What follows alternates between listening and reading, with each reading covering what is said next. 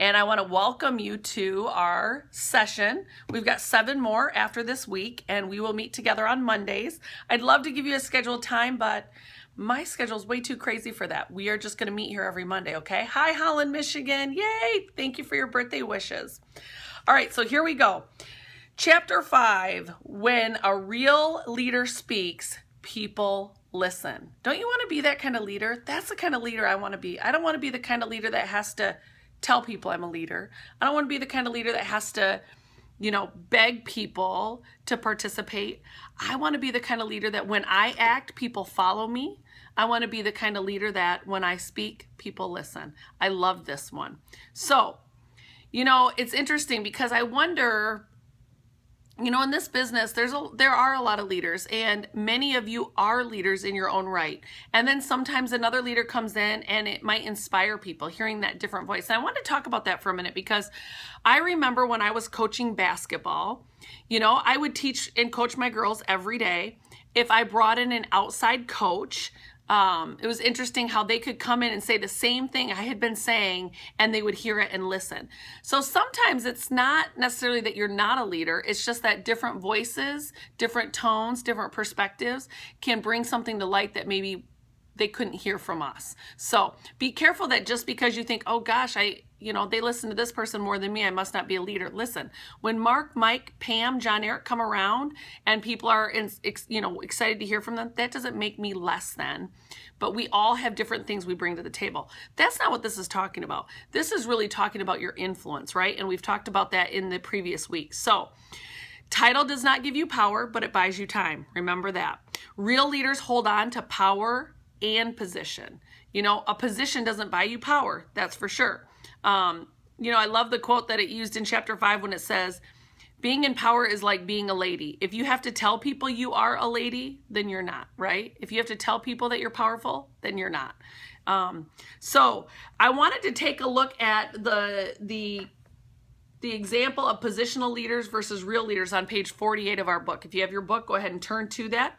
If you don't have your book, that doesn't mean that you can't do this series with us. And it's never too late to buy the book and start reading along. These are nice short chapters, and so I want to invite you to start reading along with us if you're not already doing that. So I want you to look at the 2 columns there, positional leader and real leader. Let me show it. Okay. A positional leader speaks first. They need the influence of the real leader to get things done. Influence only the other positional leaders. A real leader speaks later, needs only their own influence to get things done, and influences everyone in the room. Woo, that's a good one. So look at those 2 columns. Where do you fall? And if each of us are being honest, we probably are a little bit of both of them. So what areas do we need to work on? I love this book because it really gives us a good mirror perspective to work on, right? And we all need to work on something, that's for sure. All right, so here's the good news. The real test of leadership isn't where you start out, but it's where you end up, okay? So if you're on this Periscope today and you're like, oh, I got so far to go, it's not about where you are today, it's about where you end, okay? So be honest with yourself. Look at that list and see areas you need to work on and grow. Now, how do we become real leaders? Real people become real leaders by their character. It begins with who you are, what you stand for, your values that you live out. Number 2, relationships. And I really believe when Zig Ziglar says people don't care how much you know till they know how much you care. As leaders, we need to value the relationship. We need to value the person, okay? John Eric always says, we get paid to be good friends and make more friends. I am asking myself on a regular basis right now, how am I doing at that? Am I working hard to be a good friend and make new friends? Or am I working hard just to hit a promotion, to make a sale, to sign up that next distributor? Do I really care what's best for them? And I swear I got little John Eric ringing in my ear asking, are you being a good friend and are you making more friends? And sometimes the answer is no. So it's a good checker. So that's number 2, relationships. Number 3, people become real leaders by gaining knowledge. Knowledge is power. You certainly you certainly, knowledge doesn't make you a leader, but you certainly can't be one without it. And I believe leaders are readers. So take this role of leadership, this responsibility seriously, and invest in your mind, okay? Be consistent with that. Number 4, people who become real leaders have intuition. They have just some intangibles about them. They recognize things. They pick up on things that other people might not pick up on. I would call it a spirit sensitivity, if you will. Number 5, people become real leaders because of experience. Experience doesn't guarantee credibility, but it encourages people to give leaders a chance.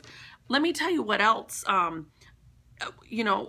Consistency helps your credibility. Consistency. And if you aren't consistent, it hurts your credibility. But also being a finisher. If you say you're going to do something, do it. And your experience in those things will help build your credibility. Also, past success. Have you produced results? What is your track record? That also builds credibility. And then finally, but not last, is your ability. Do you deliver on what you say you're going to deliver on, and do you get results? People pay attention to that, okay? That doesn't mean you have to be perfect and you always have to be at the top of your game. That's not leadership. But you do have to deliver results. There does need to be results. So that's kind of the stuff I took from chapter 5. So let me ask you, do you guys have any questions? I really liked this chapter that when a real leader speaks, people listen. I know that's the kind of leader I want to be. How about you? Hands up, hands up. Give me some hearts. All right, let's move on to law number 6, which is the law of solid ground. Trust is the foundation of leadership. Okay, I'm going to say that again. Trust is the foundation of leadership. There are no shortcuts to leadership. None. No matter how long you have been with a title or not. To build trust, you need character. You need the ability to connect with others, as well as competence in leadership. Character makes trust possible, and trust makes leadership possible. All right? If people can't trust you, they're not going to follow you. Your influence doesn't mean much. Leadership isn't something we do when we feel like it. That hit home to me. I think a lot of times when people join a business like this, they build it when they feel like it. They build it when they're in the right mood. They build it when circumstances line up. Well, leadership doesn't move based on feeling.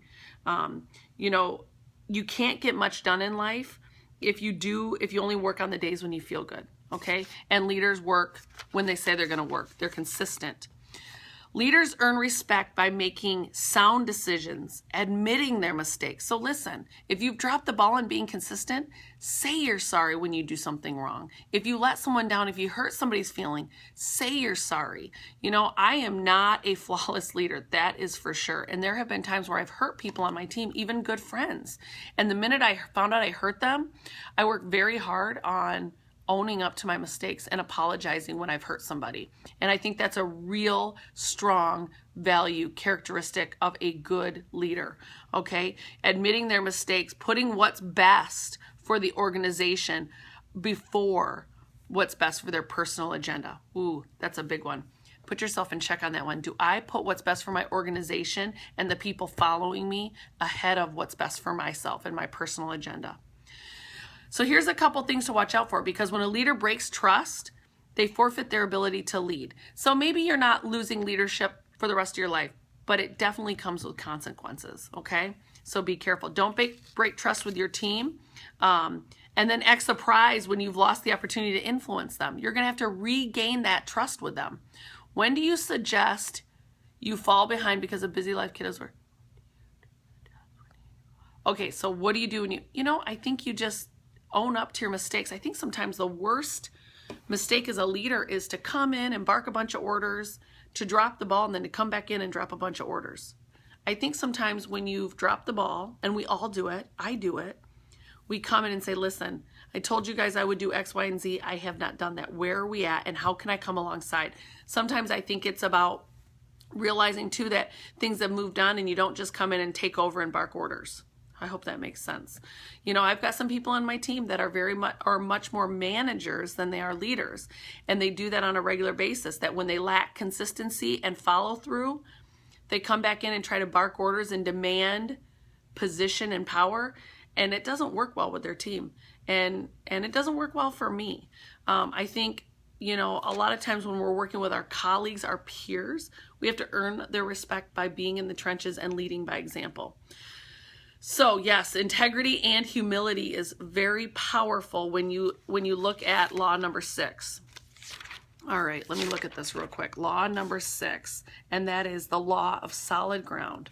And that's trust is the foundation of leadership. Woo, that's a big one. So that is chapters 5 and 6. Does anybody have any specific questions? Give respect and you'll earn it. That's a good one. That's a real good one. It's hard to get the whole team back, but not impossible. That's right. Like I said, sometimes breaking trust, it does come with consequences. That doesn't mean they're not fixable. You know, I really got to believe that as leaders, we have to try not to look at, you know, under the microscope. We have to look at the big picture. And if you're doing the right daily activities, you're going to get the right results. And so you have to keep the faith. You know, I was working with a team today and I said, so often we hear the Holy Spirit prompt us to do something and we're very clear on that and we move ahead as such. When the going gets tough, we often make decisions out of emotions because confusion comes in, and that's the work of the enemy, right?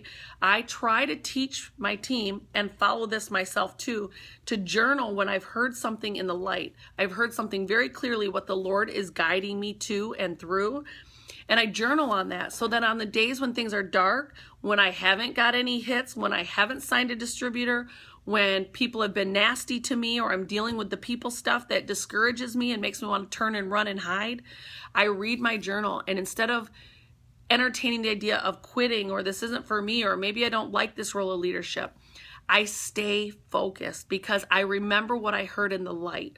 That's what faith is. Faith is believing in something that is not so, believing that it will be so, and not giving up on that, you know? Couple little word pictures I'll give to you. When I joined this business, part of my hesitancy, I would say, for joining this business was I knew that if I was going to join this business, that I was going to have to work it and that I couldn't quit, right? When I got married not because I was, oh, maybe I won't get divorced. No, divorce is not an option. So if you say I'm going to do this, I'm going to give it 6 months, you've given yourself an out. If you say, well, we'll see if this works for me, you've given yourself an out. But if you say, listen, I'm in it to win it, no ifs, ands, or buts about it. It's not a matter of if, it's just a matter of when. You've eliminated all exit strategies and you're focused on results. You're focused on not just results, but finding solutions rather than losing hope and finding ways to exit. Does that make sense? How do we make someone believe that they're a leader trying to help my teammates step up? You know, I believe one of the best ways to help people be a leader is really that belief transfer. I know that as we see gifts of leadership in people on our teams or people that we work with, no matter what type of organization we're in, when we speak that gifting, that talents into their life, when we speak it out, gosh, you're good with people. Wow, people trust you. You are so humble, yet strong. People don't have to question what you're doing and why you're doing it. What a mark of a leader. You know, you edify the right behavior. You edify the leadership gifts, and people will start to hear it, and it'll sink down deep into their minds, into their hearts, and they believe it and start to live it out. So we have that power to speak belief transfer into people's life. Okay, so, hi guys. All right, so here's the deal. We just finished week 3, okay? And we're going to do week 4 next week. Week 4 looks like chapters 7 and 8. All right, so we will be here next week for chapters 7 and 8. And let me tell you what chapters 7 and 8 are, because I was organized and had all this marked off, right? Of course I did. Chapters 7 and 8 is the law of respect and the law of intuition. I'm really excited about that. I'd love for you to go share an aha that you're learning from this book, and I want you to hashtag Leadership 101 and Leadership Starts Now. Okay, so share what you learned. Maybe it's a quote, maybe it's a thought process. Other people are going to learn, and invite them into this series with us. It's every Monday. It's not too late to start. Recordings are on my YouTube channel, so people can get on and listen to week 1, 2, and I'll get week 3 up as soon as I can. Thank you, everybody, for joining me, and I am really excited to continue to unpack this topic of leadership and what leadership looks like together. All right, everyone, thank you, and thank you for staying up and waiting for me.